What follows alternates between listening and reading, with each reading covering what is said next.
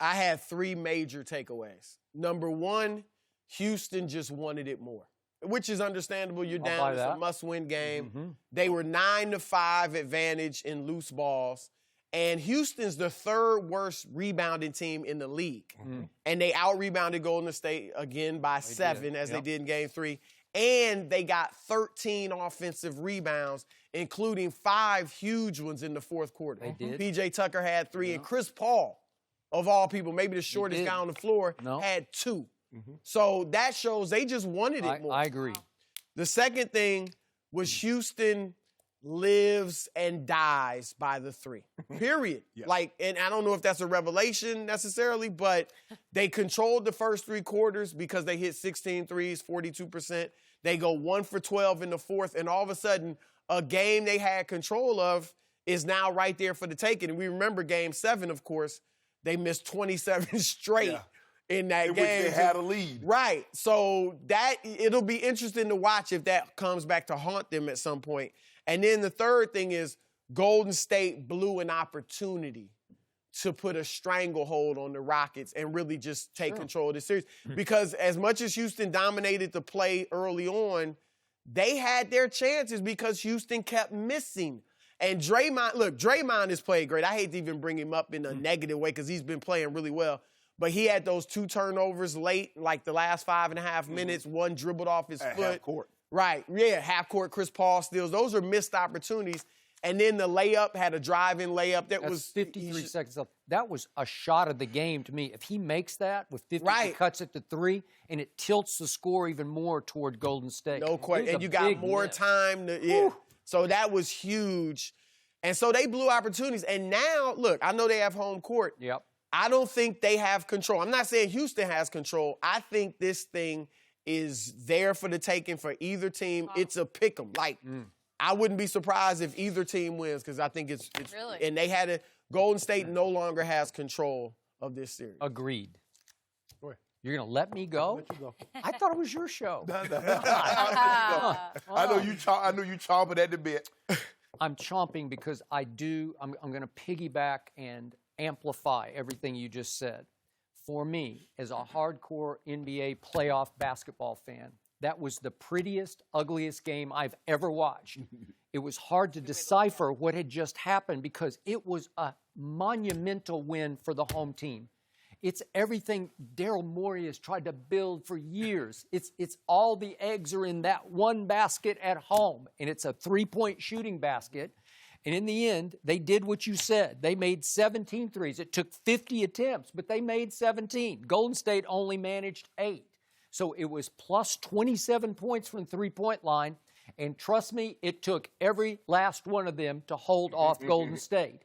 And the key to the game for Houston was they just out-physical Golden State, and they built a 17-point lead mid-third quarter. Yep. And it took every last one of those points to hold them off because Houston turned back into bad old days Houston in the fourth quarter. Yeah. That was just flat-out pathetic. That they shoot 8 for 26. James Harden turned into the bad old James. You know, he shoots 3 for 11, misses all 6 three-point shots in the fourth quarter, and they managed 19 points in the fourth quarter. You should lose like that, but you had a 17-point lead.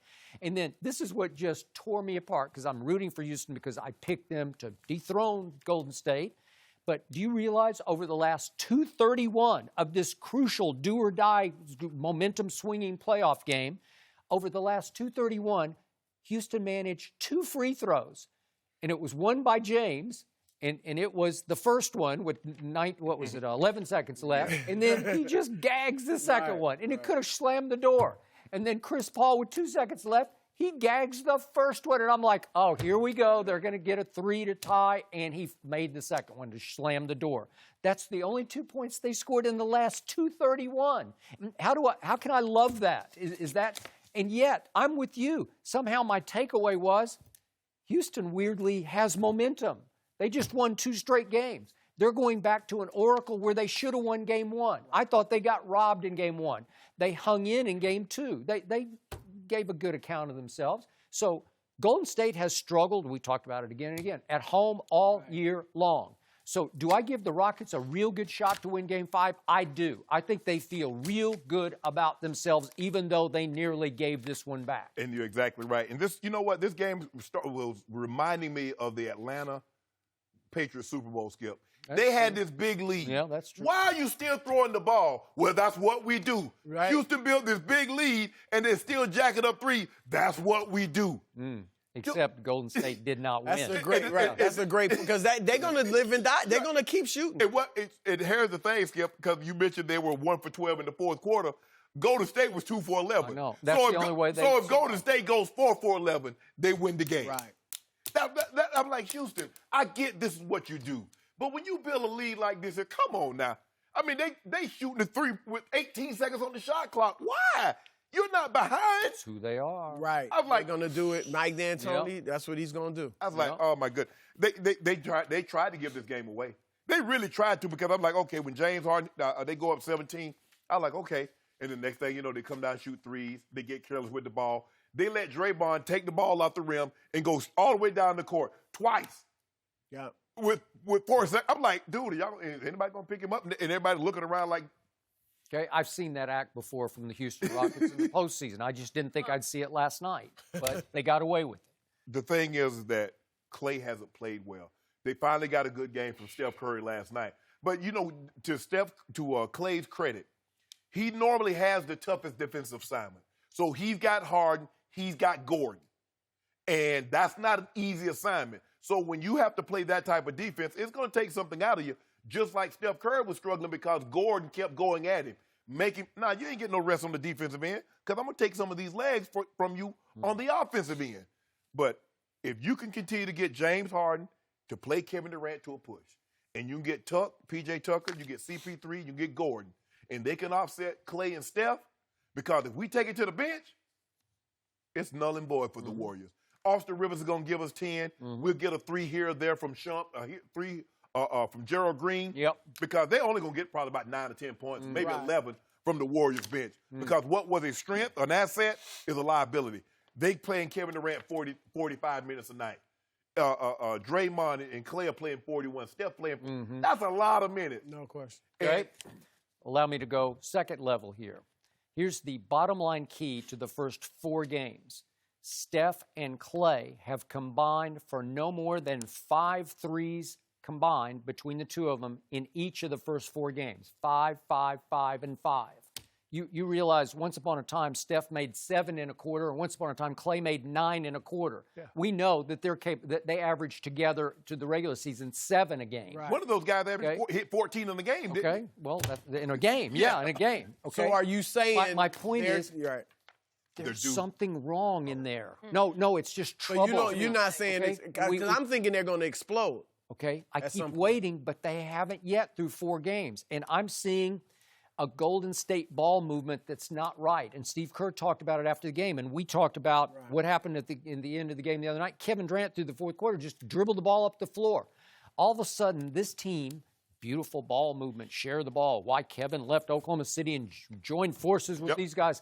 They know how to share the ball. It doesn't look right anymore. I don't see flow. I don't see rhythm. I don't see chemistry. I see, is it my turn or your turn between Steph and KD? And last night, Steph tried to reassert himself. This is my team. I can do this. So he took over a little bit early, but he wound up making 4 of 14 threes, which was not good enough. You know what? If I'm KD, you know what I'm hearing? Oh, we struggling now. It's my fault. Oh, we're not going to talk about how Steph had been playing like crap the first 3 games. Okay. But now I get it going. The ball ain't moving. Okay, but what is the underlying subplot that's really the top plot of this team? That Kevin Durant is going to New York, right? So Steph and Klay have to be thinking, what does it matter? He's out anyway, right? Well, that's the thing. That could go one of 2 ways. And I've said they could use it, and I thought they would. Maybe it'll play out as a galvanizing force. Like, this is our last run. Yes, we know this the last time we're going to be together. We're arguably the best team ever. Let's go out with a bang. Or it could go the opposite way. And Klay, you're right. Look, Gordon and Harden, I know, and obviously they're switching some things, so he's not always on them. But that's taking something out of him. But he was 5 for 15. It looked like he was 5 for 40. I mean, I don't remember him making anything. Like, it seemed like every time he pulled up, he missed.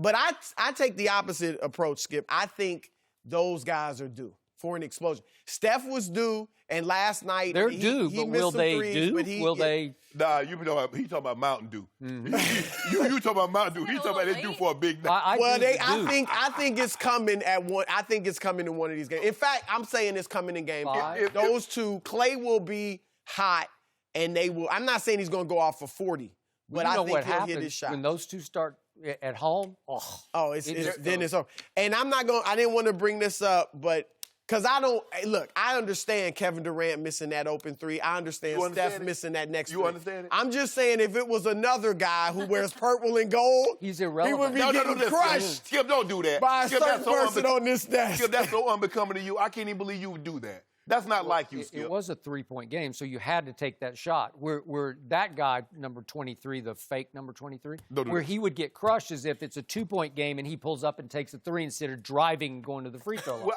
I know you know this because we were talking about it earlier this year. LeBron won like 8 of them. They had like 50 awards, but they polled 30 general managers. Which player would you want to take the last shot with the game on the line? 40% of those 30 polls said Kevin Durant. 27% said Steph Curry. 17% said LeBron James.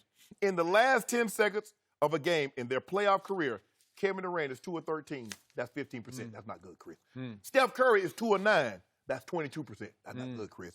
LeBron James is 9 of 22. The guy that finished third is the best in last second in the playoffs. That's a fact. But the deeper fact is Kevin Durant is gone. And so right now his psyche is not right. And some heckler last night kept yelling, New York Knicks, New York Knicks. And I think it got to him. He's got thin skin. It was getting under his skin. Well, I mean, he's out. How you think? Well, and the other guy's got a lot of reason to go too. His partner. Yes, he does. Yeah. Kyrie. Yeah. I think he's on the way. I think he's packed his bags. Yeah. Both of them. But look at so now that's bothering KD. Yep. When they were talking about in Indiana. Look, KD played well. Yeah. He put up numbers 34 that LeBron only dreams about. 34. Is that what it is? All right.